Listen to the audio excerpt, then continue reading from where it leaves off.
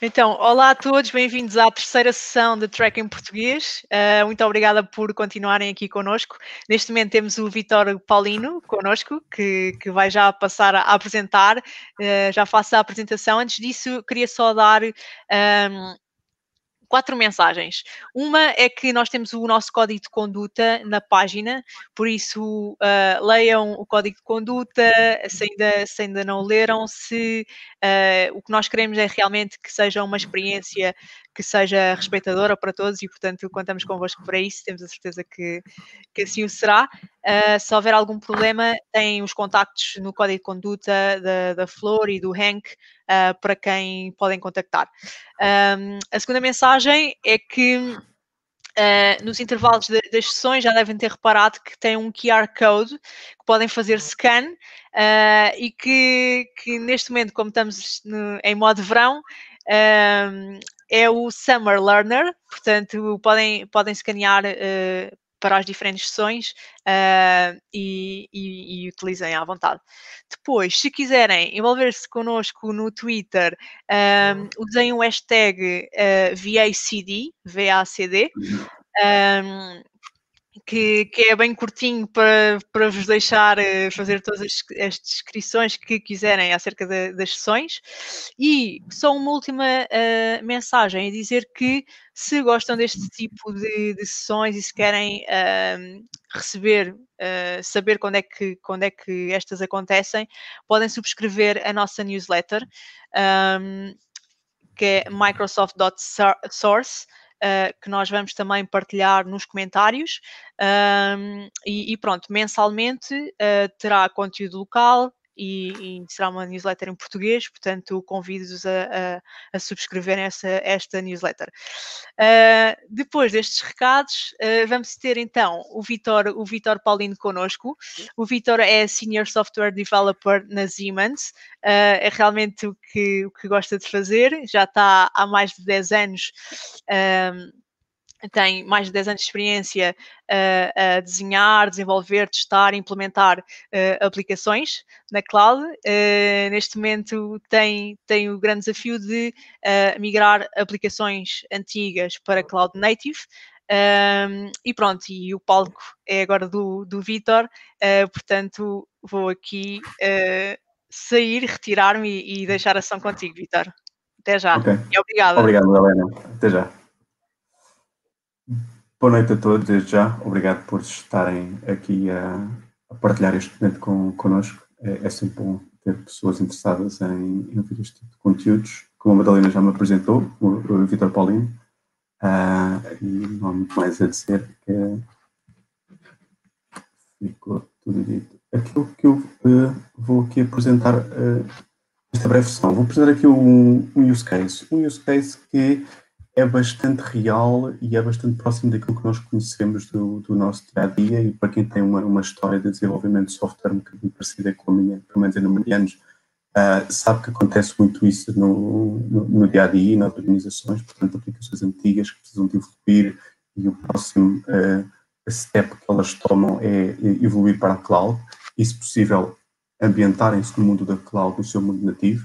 Portanto, aquilo que eu vou aqui apresentar é um use case completamente hipotético, mas que abrange a todos aqueles desafios e todos aqueles desenhos típicos que se vê nas soluções quando atravessam esse deserto para conseguir atingir uma implementação saudável que, a partir daí, consiga evoluir e adaptar-se aos mundos modernos. Portanto, vou-vos apresentar um pequeno use case.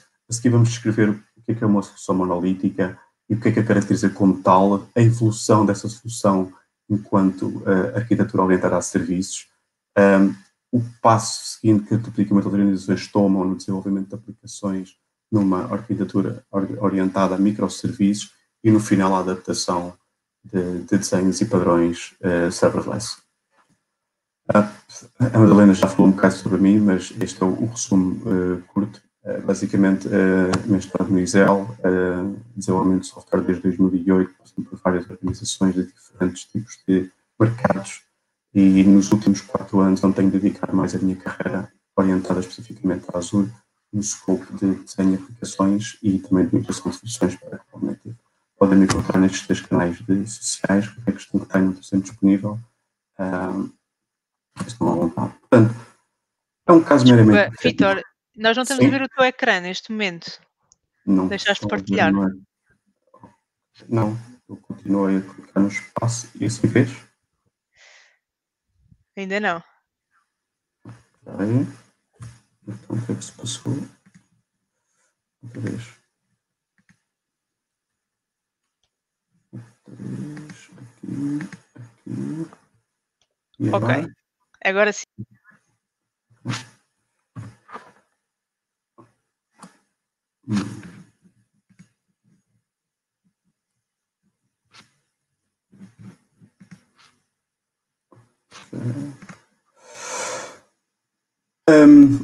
Continuando.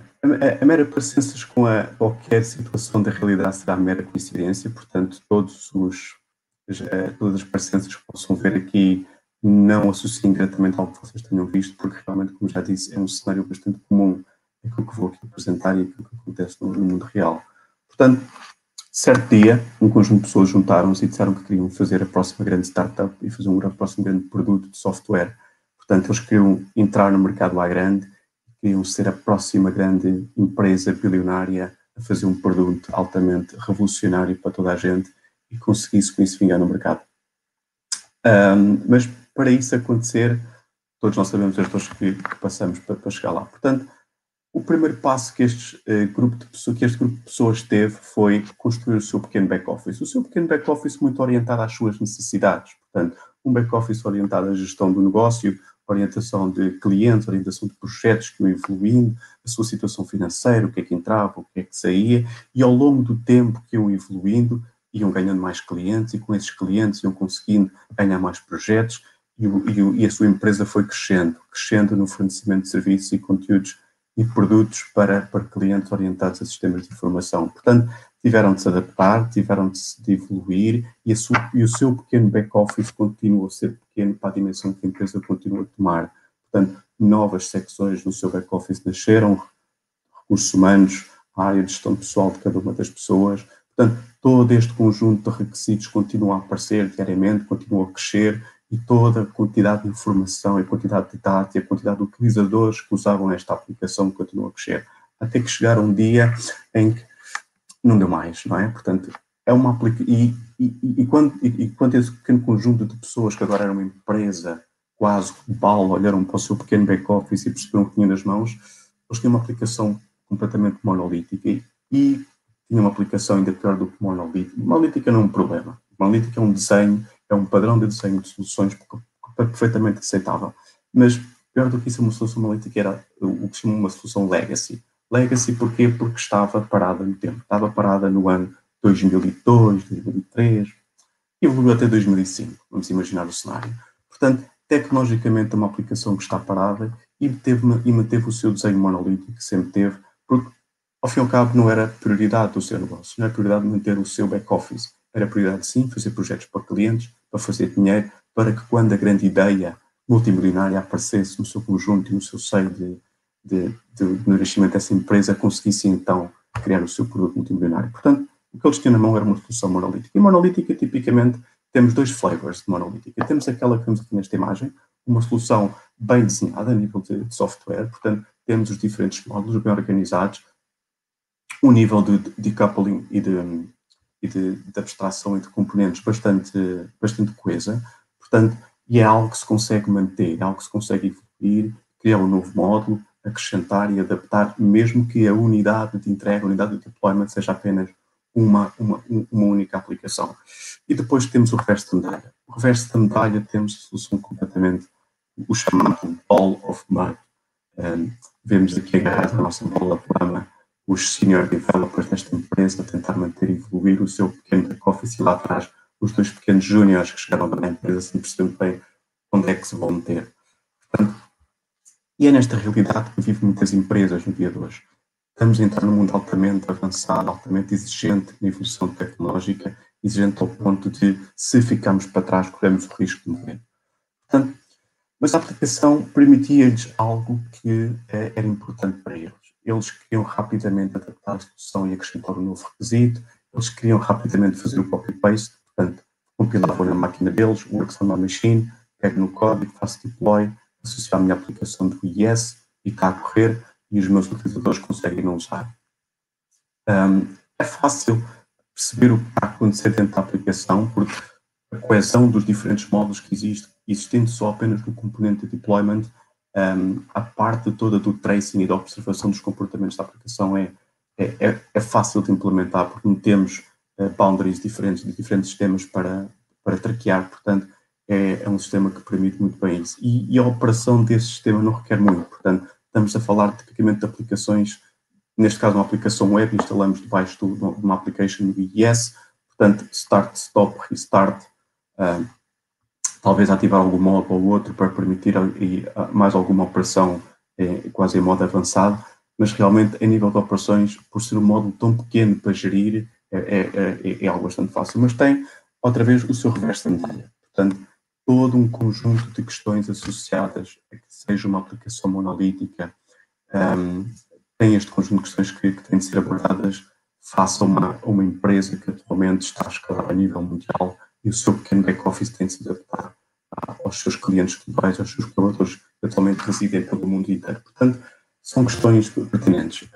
A manutenção da aplicação, a capacidade de testar, e pessoalmente testes de regressão, não é? Quando fazemos isso numa aplicação, queremos ver se não partimos nada antigamente, queremos ver se a aplicação continua a resistir às adversidades do ambiente onde ela está a deploy, sempre a alta disponibilidade e a portabilidade da aplicação por diferentes environments de deployment, cada vez é mais um requisito para fazer face nem que seja a redução de custos. Portanto, todas estas questões são questões a ponderar quando temos uma aplicação destas que temos de evoluir e temos de sair do legacy para estar na ponta da lança, como costuma dizer em português. Portanto, o que é que nos faz melhor? Portanto, temos a nossa aplicação e temos a nossa necessidade. E quando evoluímos uma aplicação face a um conjunto de requisitos que nos aparecem em cima da mesa, na minha opinião e daquilo que se tem sentido do mercado, é importante que um dos primeiros drivers ou um dos primeiros focos de atenção tenha de ser o cliente e os requisitos que são necessários cumprir com essa evolução que queremos aplicar na aplicação. Portanto, o foco número 1 deverá ser sempre os requisitos que o cliente quer ter para a sua aplicação e depois, orientado a esses, temos de fazer uma escolha acertada da nossa tecnologia, uma escolha acertada do nosso desenho de aplicação e da forma como a vamos fazer evoluir e manter ao longo do tempo. Portanto, é importante ter esse espírito, portanto, não nos vamos focar no potencial da tecnologia, porque depois ficamos perdidos nesse mundo e não conseguimos nos adaptar e evoluir consoante os requisitos do cliente e até o próprio cliente, se for preciso, desliga da nossa implementação e cancela o projeto. Portanto, existem aqui 3 pilares fundamentais a ter em consideração quando estamos a fazer este drive para a mudança e que eu considero que estão sempre presentes. Acredito que haja outros, acredito que outros em diferentes situações possam ser mais relevantes, mas quando estamos a falar da evolução de uma solução monolítica para o mundo de cloud native, existem 3 pontos, porque a evolução não acaba por ser só o ambiente de deployment ou os serviços que suportam a nossa aplicação, mas potencialmente também software practices and patterns é um ponto que temos de ter em atenção. Portanto, a nossa aplicação ao evoluir tecnologicamente, ou evoluir para se adaptar ao novo conjunto e ao novo modelo de computação, tem de estar preparada para isso. Portanto, temos de considerar este conjunto de requisitos não funcionais, se existem e se não existem, o que é que temos de fazer para os garantir. A nível de stack tecnológico, eu falei do nosso use case, é uma aplicação que vem de 2005, 2006, se calhar um bocadinho mais tarde, quando começou a aparecer o MVC em ASP.NET, portanto, e fazer evoluir um stack tecnológico desses para algo mais recente e que a indústria saiba que vai continuar a evoluir e que o ponto de certa evolução é um ponto importante para que isto não volte a acontecer no futuro na nossa aplicação. Portanto, e no final, temos o deploy para a cloud. A decisão de ir para a cloud, tendo uma aplicação destas que atualmente está no IIS, dentro da minha casa, como se fosse on-premises, é um ponto importante a perceber que realmente precisamos de ir para a cloud ou aquilo que o nosso use case que temos atualmente serve perfeitamente as nossas condições e conseguiremos suportar os custos. Portanto, quando fazemos o deploy para a cloud, temos de perceber o que é que vamos ganhar com isso. Portanto, avaliar este conjunto de requisitos, a capacidade de escalabilidade, a disponibilidade, a possibilidade de recuperar do uso da palavra em inglês do disaster recovery, portanto, recuperar de desastres ou períodos em que a aplicação vai abaixo por coisas que não controlamos, a capacidade de manter a operacionalidade da nossa aplicação, mesmo estando na cloud, é importante porque a aplicação é nossa, apesar que o serviço que ele mantém não ser nosso, mas a aplicação é nossa, os dados são nossos, os binários são desenvolvidos pelas nossas equipas de software e, acima de tudo, no mundo em que vivemos hoje em dia, cada vez mais transmitir em modo bastante transparente um conjunto de critérios de segurança e privacidade da forma como a aplicação corre no cloud.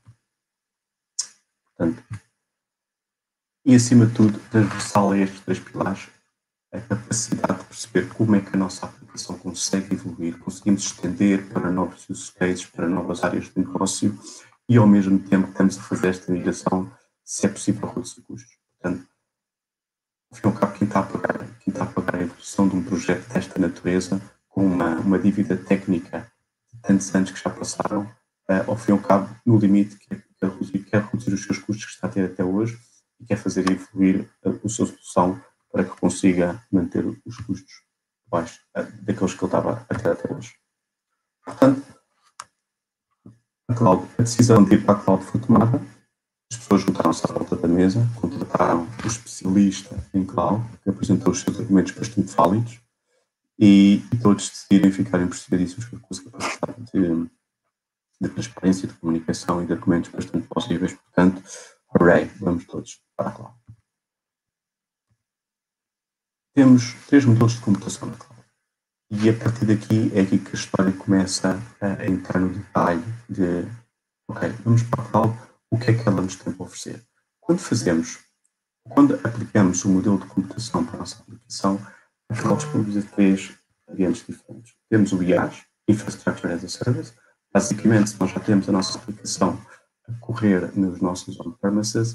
O primeiro comportamento que as organizações têm vindo a tomar é: eu tenho uma VM, portanto, se eu tenho uma VM, se eles na cloud correm VMs, eu quero meter lá a minha VM e não me quero preocupar mais com isso. Portanto, esse é o primeiro comportamento que muitas das organizações tomam para se adaptarem rapidamente à cloud.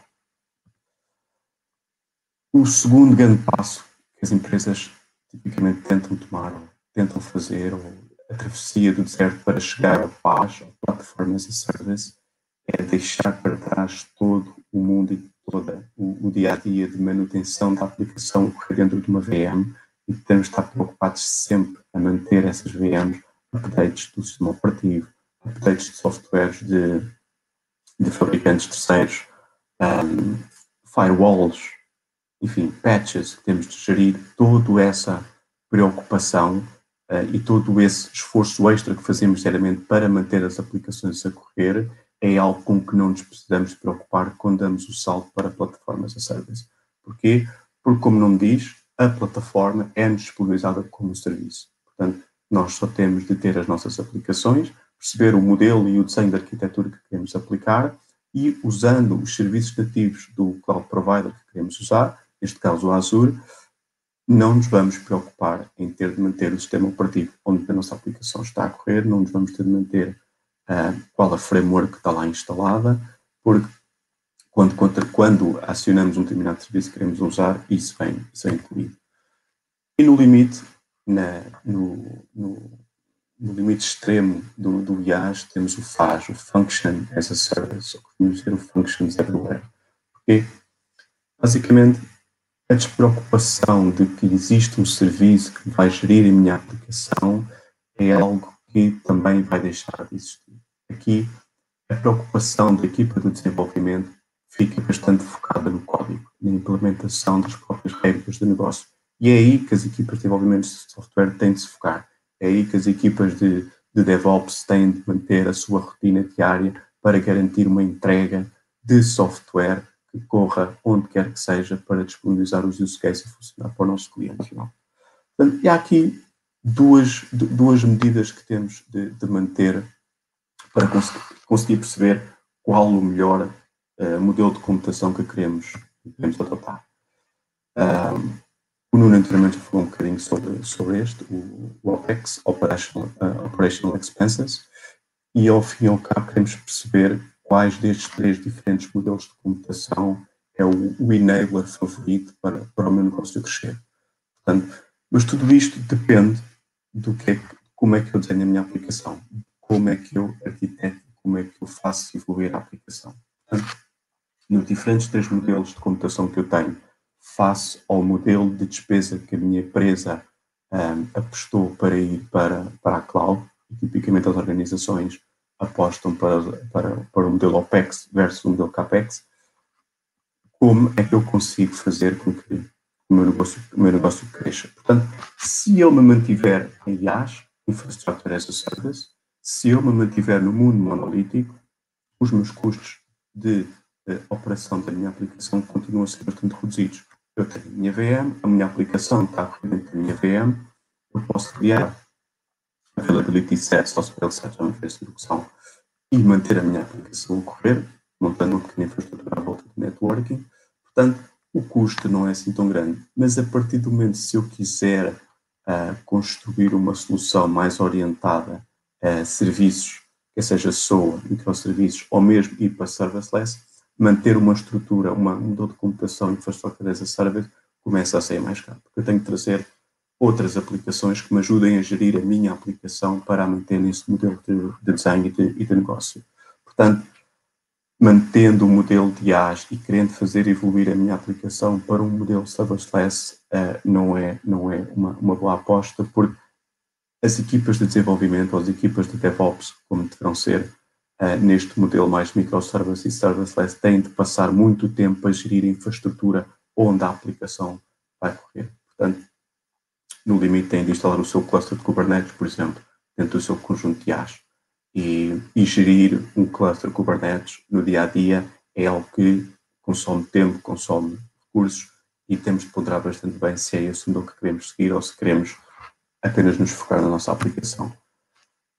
Então, o modelo de plataforma as a service, toda a preocupação de como é que a minha aplicação corre e em que suporte de infraestrutura desaparece da minha responsabilidade. Portanto, aqui começa a ficar o mais barato uma abordagem orientada a serviços, porque a própria natureza dos serviços que existem na plataforma permitem, out of the box, nativamente, apostar nesse tipo de desenhos. Portanto, SOA, microservices e serverless já começam a ser as apostas neste tipo de modelo de computação. Monolítico continua aqui a ser bastante viável. Como vamos ver mais à frente nos Web App Services, é possível instalar uma aplicação monolítica num Web App Service ou num Container Instance e a aplicação continua a correr. É um modelo perfeitamente plausível se considerarmos que a nossa aplicação não tem de evoluir para suportar novas regras de negócio e novos use cases de forma coesa e desacoplada das diferentes áreas de domínio que ela suporta atualmente. No final, temos Function as a Service. Isto quer dizer que aquilo que fazemos deploy para a nossa infraestrutura é apenas código. É estranho dizer isto, como assim eu tenho código, tenho fecheiro.cs, quem faz C# na minha máquina, como assim eu só tenho que fazer deploy do meu fecheiro.cs para um sítio onde correm binários? Não é só assim, claro, existem mais opções à volta disso, mas no limite, apenas o que temos de escrever é um conjunto de funções que representam os use cases que temos de entregar na nossa aplicação. E nesta abordagem estamos a falar em ambientes e desenhos de arquitetura serverless e microserviços. Microserviços requer um bocadinho de infraestrutura, um bocadinho de serviços que apoiam o nosso serviço próprio para a questão da escalabilidade devido à dimensão com que costumamos fazer deploy de uma arquitetura orientada a microserviços, enquanto numa questão de serverless, um use case é representado por uma function ou por um conjunto de funções onde o scope de desenvolvimento foi realmente apenas o código-fonte. Portanto, vamos entrar aqui no detalhe agora um bocadinho e perceber então o que é que acontece em cada um destes modelos. Portanto, Infrastructure as a Service, eu tenho 2 opções no Azure, tenho Scale Set e tenho Availability Sets, e vindo de um modelo on-premises onde a minha aplicação corria associada a um IS, dentro de um Application Pool, mantendo o mesmo desenho. Portanto, as minhas VMs que suportam estes 2 modelos possíveis são VMs Windows, que têm de ter a framework.net instalada e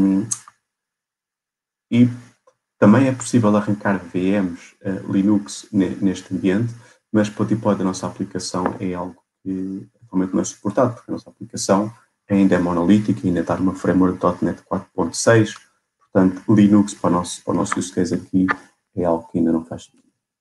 Portanto, estamos a falar de uma situação tipicamente que apenas estamos a fazer o rehost da nossa aplicação, ok? Não estamos a mudar muito mais. Portanto, as duas opções que temos, como já disse, temos Availability Sets no Azure e temos Scale Sets. Availability Sets é um ambiente de virtualização, garante-me a disponibilidade da minha aplicação quando estou a correr em diferentes VMs, portanto, e é um ambiente que eu controlo na sua plenitude, portanto, mas é algo que eu tenho de instanciar manualmente, portanto, eu construo um availability set com um conjunto de VMs e faço deploy da minha aplicação para dentro dessas VMs, portanto, e no limite pode funcionar como uma extensão à minha infraestrutura on-premises através de um conjunto de networking usando uma VPN própria para isso, mas que cada VM dentro dessa availability set tem a sua própria configuração. Portanto, é algo que permite flexibilidade, mas no caso de queremos aplicar aqui um modelo de escalabilidade, a availability sets poderão ser melhor. E aí é aí onde os scale sets entram com algo plus a dar. Portanto, um scale set é a configuração de uma imagem de uma VM com a minha aplicação instalada e eu depois indico qual a capacidade de escalonamento que eu quero para as minhas VMs associada àquele scale set. E aí, dessa forma, eu consigo escalar e suportar um aumento do workload da minha aplicação com disponibilidade. Portanto, achievements. Ao mudar para o Azure em modelo de rehost completo, independentemente do modelo de availability set ou skill set, em modo de deployment, eu ganho aqui 4 características que são importantes para manter a minha aplicação a funcionar num mundo onde o meu back-office está a servir atualmente milhares de utilizadores espalhados por todo o mundo. Portanto, a minha aplicação ganhou um maior nível de disponibilidade, de escalabilidade, resiliência e de capacidade de processamento de diferentes requisitos. Portanto, aqui para perceberem um bocadinho, eu não vou entrar em cada um dos passos, como é óbvio, mas é para passar um bocadinho a mensagem do conjunto de passos que temos de fazer para fazer o setup da nossa aplicação em qualquer um dos modelos, availability sets ou scale sets. Portanto, é algo que ainda requer um conjunto de passos de operacionalidade, uma pessoa dedicada que saiba para VMs, Windows, que saiba executar todo este conjunto de passos e requer, além disso, a manutenção de todo este conjunto de scripts e a manutenção de todos os updates corretamente. Um exemplo prático, este ano, por exemplo, tivemos aquela quebra de suporte do TLS, portanto, todo esse conjunto de requisitos que deixou de existir e manter que as minhas VMs continuam a suportar uma nova versão do TLS, teria de ser revista neste conjunto de deployments para garantir que a minha aplicação continua a funcionar independentemente destes modelos.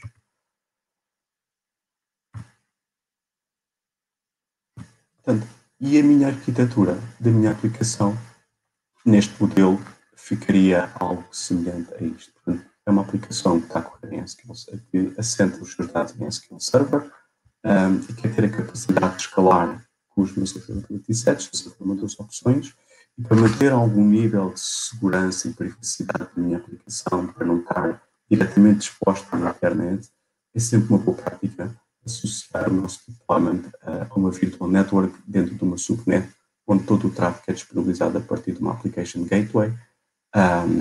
E no caso de que queremos apenas acesso, por exemplo, só aos nossos clientes ou aos nossos colaboradores, a utilização de uma VPN costuma ser a abordagem típica, portanto, aqui temos vários modelos de VPN que o Azure nos permite usar. No ambiente do scale set, a Virtual Network e o Security Group é algo que faz parte do skill set, apenas temos de fazer a configuração do VPN e a conexão através de Service Endpoints para o nosso SQL em Azure. Portanto, estes tipicamente são os dois modelos de desenho que acabamos por ter quando estamos em modo de IaaS e queremos rapidamente pegar a nossa aplicação que existe on-premises instalada na nossa VM ali num servidor debaixo de um vão de escada e queremos que ela agora faça parte do mundo da cloud e consiga dar resposta aos milhares de clientes e de colaboradores que a minha empresa agora tem. Mas qualquer empresa que chegue a este limite e tendo uma aplicação a funcionar deste modo, 2, 3, começa a perceber que começa a ter duas opções. Ou começa a contratar uma equipa maior de suporte para manter as VMs, manter as aplicações e todos aqueles scripts de manutenção e evolução da sua aplicação, ou dá o próximo passo. E o próximo passo é adotar o mundo nativo da cloud. Portanto, estamos a falar de Platform as a Service. E em Platform as a Service, estamos a falar de um modelo que tipicamente essa preocupação de infraestrutura não existe. Portanto, o Azure disponibiliza-nos um conjunto de serviços orientados, os exemplos que eu aqui tenho só a foco na computação, mas existe outro conjunto de serviços que vamos ver já mais à frente, que nos remove outras preocupações de cima dos ombros, mas orientados à computação, temos aqui estes 4 principais serviços que a plataforma as a Service em Azure nos disponibiliza. Web App Services, que são disponibilizados a correr associados a um Service Plan. Temos o cluster de Kubernetes Managed, onde conseguimos fazer a publicação das nossas imagens, dos nossos containers. Temos Azure Batch. Azure Batch, na minha opinião, está aqui um bocadinho entre Platform as a Service e o Function as a Service, porque aquilo que ele nos permite, ou daquilo que ele nos abstrai realmente, é que eu apenas tenho lá que colocar as minhas DLLs que eu quero que ele execute. Portanto, é quase um deliverable de código, não é? E depois temos aqui um serviço bastante quase standalone a nível de containers, que é o Azure Container Instance, onde eu consigo publicar apenas uma instância de um container Azure e ele fica associado a um IP público, eu consigo conseguir diretamente isso. Aqui, movendo para um mundo de paz, eu tenho a framework.NET ainda disponível, começa a ter uma maior e mais fácil integração para fazer continuous integration, continuous delivery com Azure DevOps, e o ambiente com o qual eu consigo fazer a publicação, os serviços disponibilizam um ambiente de execução orientado a Windows ou a Linux. Portanto, a minha aplicação pode evoluir para um stack tecnológico que me permita reduzir custos. Limite. Portanto, vamos ver. Hosting de aplicações. De onde viemos, de onde a aplicação está instalada, tipicamente, aplicações web instaladas no IS, ou então ocorrer em Windows Service nos seus background workers. Portanto, a evolução que fazemos para ir para o Azure é que temos de pegar nessas aplicações que estão a ocorrer associadas a uma application pool no IS e instalá-las ou fazer o deployment dessas aplicações para um destes 3 modelos diferentes, consoante aquilo que nos faça sentido às nossas necessidades. Portanto, Web App Service, Azure Batch, Azure Container Instances ou Managed Kubernetes. Web App Service Plans são basicamente, é como se fosse uma web farm. Uma web farm onde eu consigo instanciar todas as minhas Web App Services. E as minhas Web App Services têm associadas a si automaticamente um conjunto de serviços que me permite preocupar de toda a infraestrutura que eu preciso ter para manter o meu serviço a correr e que me dá automaticamente aqui a capacidade de escalar consoante uma camada de escalamento que os Web App Services disponibilizam, fornece um conjunto de integridade, de integração entre o ambiente do qual eu estou a fazer deploy da minha aplicação, a fazer continuous integration e continuous delivery para as Web App Services, permite manter um conjunto de application templates para o qual eu possa fazer deploy das aplicações e também associar todo um ambiente de segurança que eu consigo configurar associado ao meu Web App Service dentro de um Web App Service Plan. O Azure Batch, como já falei, é a execução de serviços, de agendamento de execução de serviços para correr rotinas específicas de código que eu tenho de fazer upload com um Azure Batch que tenho de configurar. Portanto, tenho a capacidade de escalar um conjunto de serviços que tenho de estar em modo batch. Tenho a capacidade de integração com o restante ecossistema também da Azure, é cross-platform, pois consigo fazer deploy independentemente da natureza onde eu quero executar o meu código, e também é um ambiente altamente seguro devido às regras de segurança que estão associadas às security policies do Azure. Azure Container Instances, na mesma e que semelhante aos outros, permite a capacidade de escalar.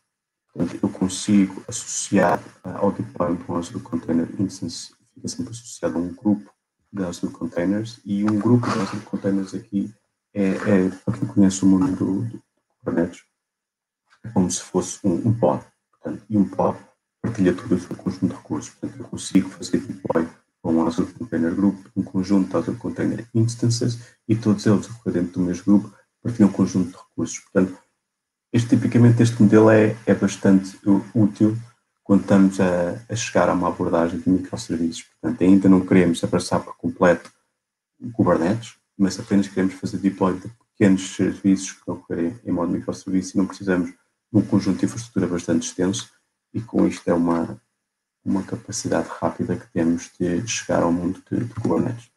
E no final temos o Azure Kubernetes Service, portanto, um cluster de containers que correm em Docker, e pela sua própria natureza permite-nos a escalabilidade e a integração dos restantes serviços do Azure, Virtual Networks, mais recentemente com Private Links, acesso a storage, acesso a outros serviços. Portanto, esta integração em qualquer um destes modelos de computação existe sempre, porque faz parte do próprio ecossistema do Azure essa disponibilização. E o fornecimento da própria capacidade de orquestração, de execução e de manter os serviços a correr consoante o estado de saúde que se considera que o nosso cluster tem de manter é muito importante, e não temos que preocupar com isso. É sempre útil, uma vez que o nosso foco vai ser sempre orientado às aplicações e aquilo que elas disponibilizam. Decidir por qual dos modelos devemos de seguir.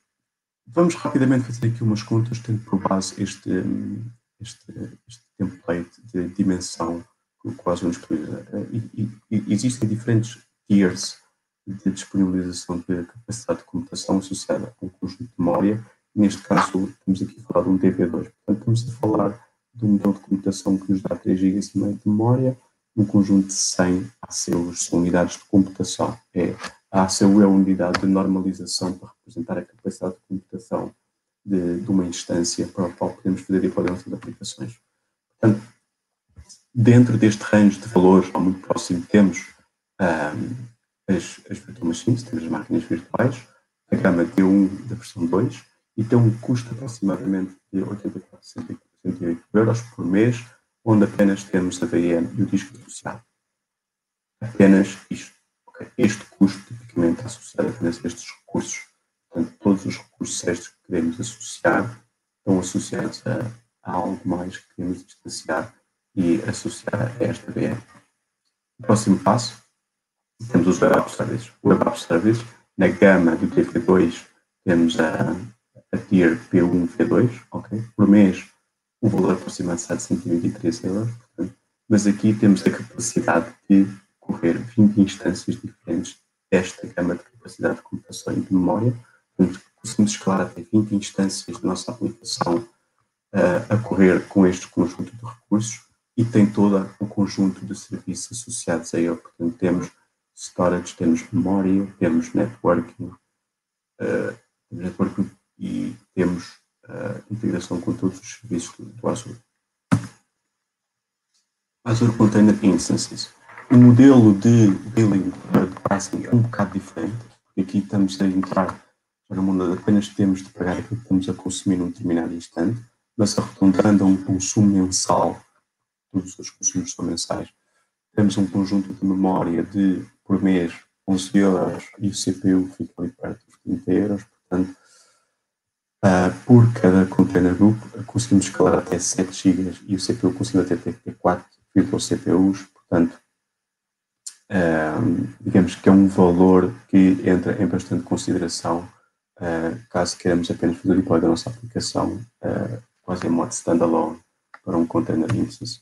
E no final, o Azure Kubernetes Service, toda a parte da gestão do nosso cluster não se paga, é de borla. Portanto, apenas pagamos por cada um dos nós, a capacidade de computação de cada um dos nós vai estar associada ao nosso cada um dos nós sente cada um possível cluster que nós podemos ter. Portanto, e um nó fica aproximadamente o valor dentro desta dimensão, volta dos 53,29 €. Portanto, para decidir para qual modelo devemos de ir, a Microsoft utiliza na sua documentação este diagrama. Eu não vou entrar aqui em detalhe, mas deixo aqui o link. Caso queiram perceber como é que eu decido então para qual dos modelos devo seguir e para qual devo apostar na minha aplicação e qual a abordagem que devo seguir, portanto, este fluxograma ajuda-nos um bocadinho a perceber essa evolução. Portanto, não nos vamos focar só no preço, portanto, também temos de focar naquilo que a nossa aplicação tem de ser capaz de suportar e de responder perante o nosso cliente, os requisitos funcionais. Portanto, e para isso, este diagrama ajuda-nos a perceber um bocadinho que tipo de computação é que vamos querer abordar no deployment da nossa aplicação. Quando estávamos on-premises, a nossa aplicação residia em SQL Server. Portanto, e movendo para o mundo nativo da cloud, em Azure também existe o mesmo serviço, ou seja, o serviço de SQL Servers em Azure. Portanto, e da mesma forma que uma instância on-premises disponibilizada, o SQL Server em Azure disponibiliza o mesmo.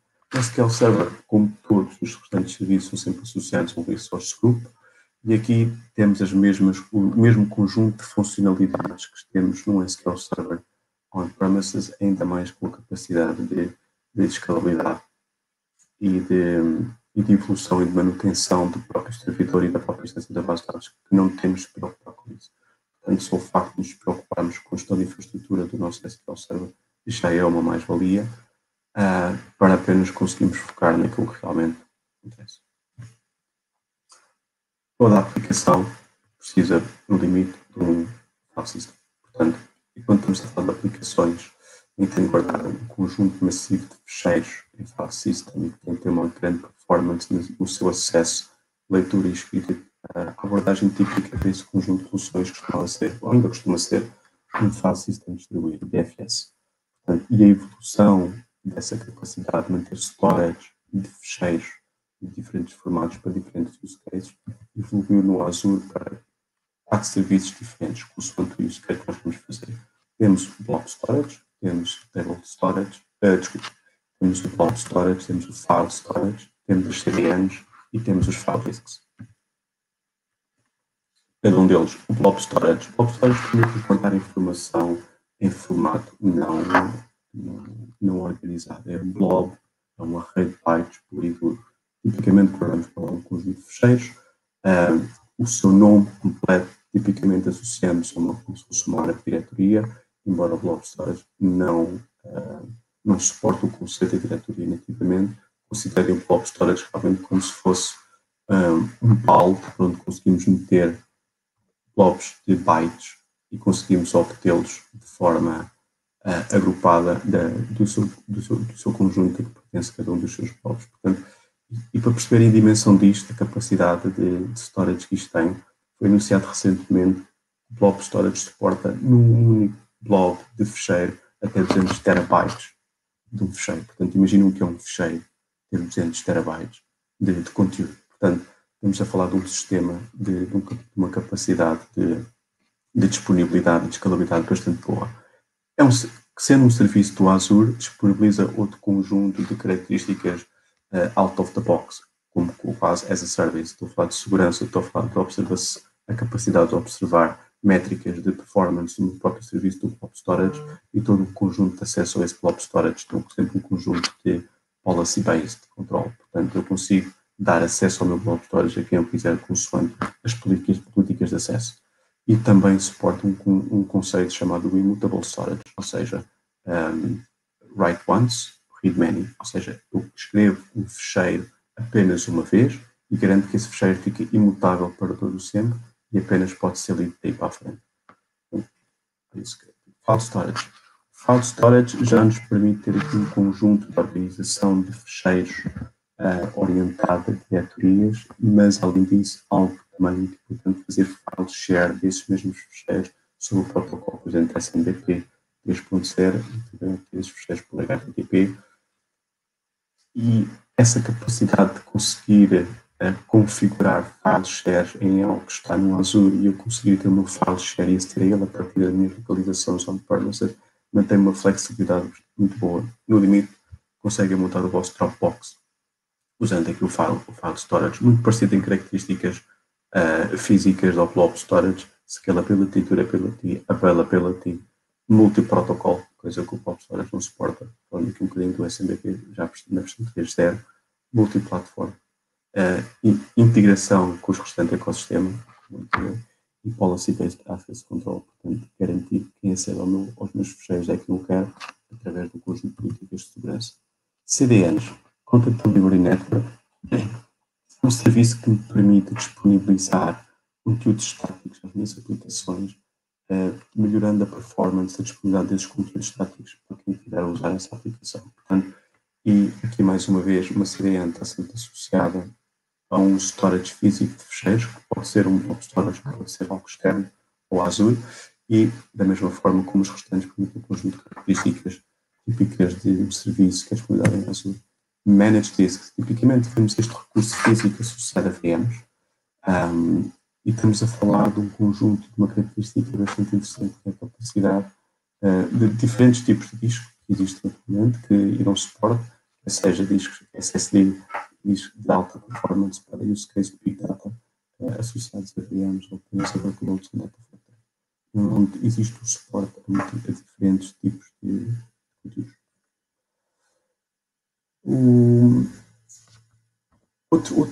Outra característica a ter em consideração quando estamos a evoluir para o Azure é a capacidade de continuar a fazer messaging.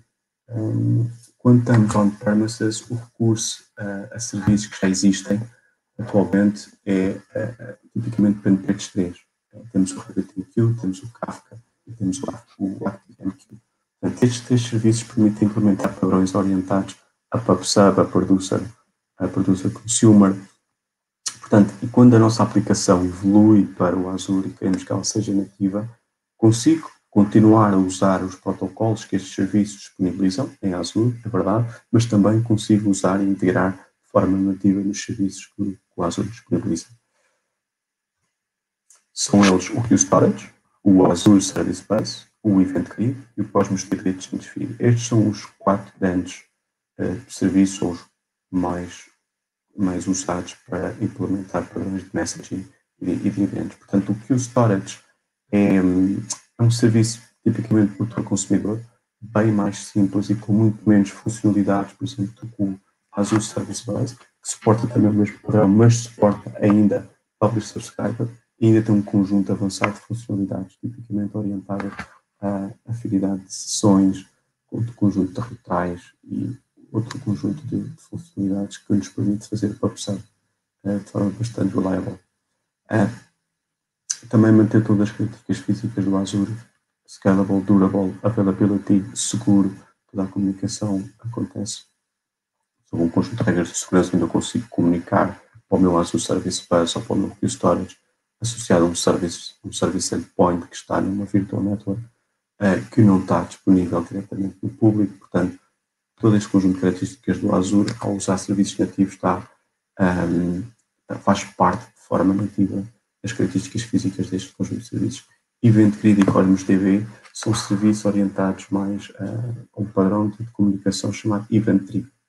Portanto, enquanto nos dois anteriores são padrões mais orientados em messaging, a troca de mensagens, aqui estamos a falar a publicação de eventos. Isso aqui é uma diferença térmica dos dois conceitos, mas à frente já vamos ver. Mas aqui o Event Grid e o Cosmos DB Change Feed permitem-nos aderir a esse modelo diferente. Entrando no mundo da segurança e do network, no mundo on-premises e no mundo enterprise, tipicamente temos estes 4 grandes fabricantes associados a estes dois conceitos de segurança e network implementados na nossa infraestrutura. Portanto, evoluindo o mesmo conjunto de características de comportamento e físicas, temos então o Network Security Groups, Azure Vaults, temos Application Gateways, temos as Virtual Networks, temos os Load Balancers, temos os Traffic Managers, temos as VPN e temos o Active Directory. Portanto, todo este conjunto de serviços nativos do Azure permite-nos dar o mesmo conjunto de funcionalidades que estas grandes soluções empresariais que até hoje permitem. Mas algo mais, em Azure também é possível integrar as soluções dos próprios fabricantes. Portanto, não estamos a falar de algo de quebra de compatibilidade, não. O Azure suporta a integração deste tipo de soluções, mas out of the box. Se quiserem usar diretamente os serviços da Azure, eles estão disponíveis e conseguem ter o mesmo tipo de funcionalidade. O Directory é o serviço do Azure que nos permite fazer toda a gestão de utilizadores, grupos de utilizadores, permissões de utilizadores associados a roles e um conceito bastante útil que é Managed Identity, que permite a comunicação entre serviços sem termos de estar a configurar as aplicações, segredos de conexão entre esses serviços. Network Security Groups permite-nos configurar a segurança de uma determinada virtual network ou de determinadas subnet. Key Vault permite-nos guardar segredos e usá-los diretamente a partir de uma aplicação, ou seja, em vez de termos dados confidenciais ou dados privados serem configurados nas aplicações, eu consigo integrar o meu Web App Service com um Key Vault e referenciar um Key Vault dentro do meu Web App Service a partir de uma chave que representa um determinado segredo, e o utilizador ou a pessoa que mantém a aplicação, tem de fazer deploy dessa aplicação, não precisa de saber o valor desses segredos. Portanto, diferentes pessoas com diferentes responsabilidades gerem informação que tem de ser privada, e apenas as pessoas que têm de gerir o deployment da aplicação ao longo do tempo não precisam de conhecer esses segredos, isso tem garantido com a abstração da comunicação entre o Web App Service e o nosso development. Networking permite-nos fazer a segmentação das nossas aplicações por diferentes áreas de responsabilidade ou de grupos de aplicações que façam sentido estar desacopladas de outras, e que nos permite desagregar tráfego de comunicação para aplicações. Então, tipicamente, surge associado um front-end e um back-end, onde o front-end temos todo o conjunto de aplicações que estão disponíveis para a internet, e no back-end, noutra subnet de uma determinada virtual network, temos a camada de serviços associada aqui a um conjunto de características próprias que não deverão estar disponíveis na internet devido à sua característica de negócio que representam e até próprio acesso à base de dados diretamente. Portanto, networking e deploy de serviços costuma ser uma característica bastante importante a manter. Quando o tráfego aumenta para as nossas aplicações, quando temos de começar a escalar de forma horizontal as nossas aplicações, é importante termos de balancear a distribuição desse tráfego entre as diferentes instâncias das nossas aplicações. E aqui entra o load balancing. O load balancing é algo que gera a distribuição do tráfego a nível da camada OSI e da camada de tráfego. Portanto, é algo que não sabe nada de tráfego aplicacional, mas sim só de tráfego de rede, e distribui tráfego por entre diferentes instâncias da nossa aplicação orientadas ao protocolo de comunicação propriamente dito. O Application Gateways existe uma camada acima da camada OSI, portanto, é algo que já nos permite fazer a distribuição e o controle de acesso a aplicações com um conjunto de regras mais orientadas a aplicações, onde permite ainda acrescentar um conjunto de regras de firewalls ou off. Portanto, é um serviço um bocado mais robusto, mas não só para distribuir tráfego entre instâncias da mesma aplicação, serve sim para distribuir, para rotear tráfego por diferentes aplicações, permitindo que todo o tráfego de diferentes aplicações chegue a um único ponto público da minha virtual network, mas que seja distribuído por entre diferentes aplicações consoante um conjunto de regras de routing que eu consigo definir. Traffic Manager. Vítor, olha, nós estamos a adorar, mas estamos mesmo no timing, portanto, se quiseres deixar aqui uma última mensagem para todos, está à vontade, mas depois temos que terminar, está bem? Está bem. Até já. Até já. E ainda, deixa eu pegar no gateways. Para abrir uma pequena demo e eu vos apresentar aqui um bocadinho de como é que podemos configurar isto tudo no Azure, integração com o Visual Studio, fazer isto na Azure DevOps, SQL Server, Azure App Service, Managed Entity em Azure, e como é que conseguimos fazer deploy no Azure Container Instance, chegando a um conjunto de uma arquitetura bastante semelhante a isto. Portanto, a minha aplicação, quando chega a este nível, já tem este conjunto de características físicas a nível de software e tanto a nível de deployment. Portanto, a minha aplicação começa a ficar robusta e capaz de evoluir ao longo do tempo, que seja a nível de use case, que seja a nível de aplicações. Modernizar a minha aplicação agora por um conjunto de web apps, fazendo aplicações para web apps, basta um Azure Service Plan associado ao Kubernetes, como por exemplo, deploy das minhas aplicações para um Azure Container Registry, integrando com o Azure DevOps, utilizando todo o conjunto de Azure Services que já falei aqui anteriormente, e a nível de deployment do meu ambiente, eu consigo ter este conjunto de características físicas que são sempre relevantes para manter a capacidade de escalamento da minha aplicação. Portanto, como é que eu consigo fazer evoluir para microserviços? Portanto, é importante dar o passo e não prolongar muito mais uma aplicação monolítica e que vai a certo ponto da fronteira e em próxima entrega fazer o esforço para que seja orientado a microserviços. Portanto, e os microserviços tipicamente representam ou tendem por representar a nossa organização. A Conway's Law diz isso mesmo, portanto, o desenvolvimento do serviço ou a evolução de um serviço no conjunto aplicacional tende a representar esse espelho do que é a própria organização. Portanto, orientada a isso, a própria definição de microserviços partindo de uma solução monolítica, a abordagem tipicamente é representar isso, um microserviço associado a diferentes áreas da nossa aplicação. No nosso caso, temos a área do próprio empregado, a área de gestão de clientes e projetos e a área financeira.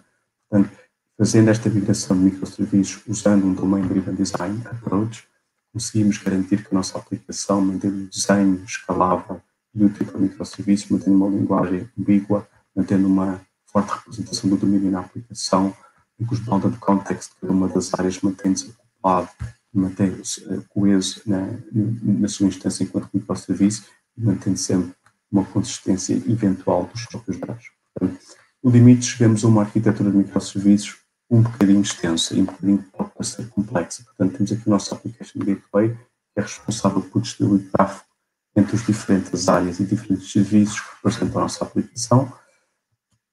Isso é feito com um conjunto de regras, um conjunto de serviços, como estamos a ver aqui nestes use cases. Portanto, alguns use cases que, seguindo esta arquitetura, quando queremos criar, por exemplo, um novo empregado, existe este esforço. Portanto, temos o nosso website a fazer 3 pedidos distintos para 3 serviços, 3 pedidos distintos para 3 serviços distintos, portanto, e o mesmo acontece quando a nossa aplicação é pedida para gerar os nossos relatórios mensais. Portanto, todo este tráfego orientado a HTTP é prejudicial para a performance da nossa aplicação e aqui começamos, e é necessário começar a repensar o desenho arquitetura da nossa aplicação para deixar de usar tanto o mundo de request response de HTTP e permitir, o problema da resposta que nunca mais chega, e permitir partir para um mundo orientado a eventos, orientado a mensagens. Portanto, desacoplar e manter a execução dos use cases orientado a cada um dos eventos que são relevantes de transmitir, permite-nos que a comunicação e os serviços que são acoplados mantenham a sua escalabilidade, nos respondam aos use cases que são importantes manter. Voltamos a ver aqui os nossos principais serviços que nos permitem ter este comportamento. O que o Storage, como já falei, permite fazer por teu consumidor. O Azure Service Bus permite-nos os dois. Portanto, um conjunto de mensagens pode ser entregue a diferentes subscritores. O Event Grid permite publicar eventos e diferentes subscritores podem receber os mesmos eventos em eventos distintos e o mesmo comportamento do Cosmos DB Change Feed. Portanto, passando já por estes dois motores e agora chegando ao mundo do Function as a Service, temos então os Azure Functions, as Azure Logic Apps e os Web Apps. Portanto, estes são os principais serviços que nos permitem ter isto. Ok, olha, obrigadíssima, Vítor. Vamos ter mesmo que terminar aqui. Vamos iniciar agora a outra sessão. Muito obrigada pela tua partilha. Obrigado por terem assistido. Obrigada, até já. Até já.